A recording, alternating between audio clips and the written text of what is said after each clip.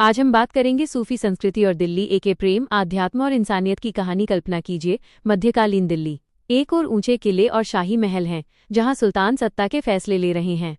लेकिन दूसरी ओर दिल्ली की गलियों में ऐसी खानकाहें भी हैं, जहां राजा और रंक एक साथ बैठते हैं। यहाँ तलवार या सत्ता की नहीं, बल्कि प्रेम, सेवा और इंसानियत की बात होती है। यही थी दिल्ली की सूफी संस्कृति। जब दिल्ली सल्तनत का विस्तार हुआ, उसी समय विभिन्न सूफी सिलसिलों का प्रभाव भी बढ़ने लगा।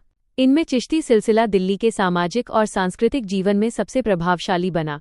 सूफी संतों ने आम लोगों से जुड़ने के लिए सरल भाषा, संगीत, सेवा और आध्यात्मिक संवाद का सहारा लिया। कल्पना कीजिए, किसी खानकाह में सुबह से ही लोगों की भीड़ जमा है।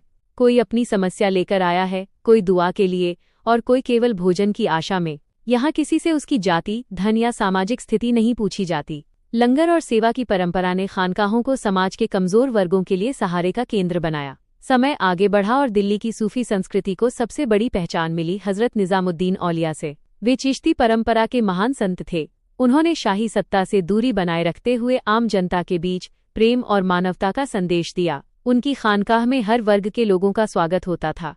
लेकिन सूफी संस्कृति केवल आध्यात्मिक शिक्षा तक सीमित नहीं रही। उनके शिष्य अमीर खुसरो ने सूफी विचारों को साहित्य और संगीत से जोड़ा।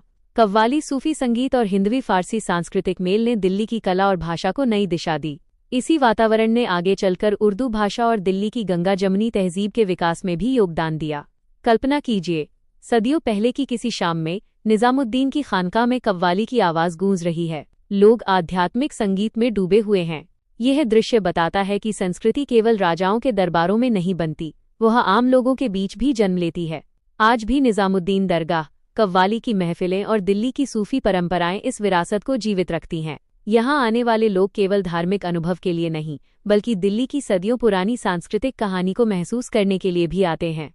भविष्य के लिए दिल्ली की सूफी संस्कृति हमें एक गहरा संदेश देती है। प्रेम और मानवता ऐसी भाषाएं हैं जिन्हें समझने के लिए किसी अनुवाद की आवश्यकता नहीं होती। दिल्ली की सूफी विरासत हमें सिखाती है कि अलग अलग परंपराएं जब संवाद और सम्मान के साथ मिलती हैं, तब एक ऐसी संस्कृति जन्म लेती है जो सदियों तक जीवित रहती है। यही दिल्ली की असली शक्ति है, विविधता में एकता और इंसानियत में विश्वास।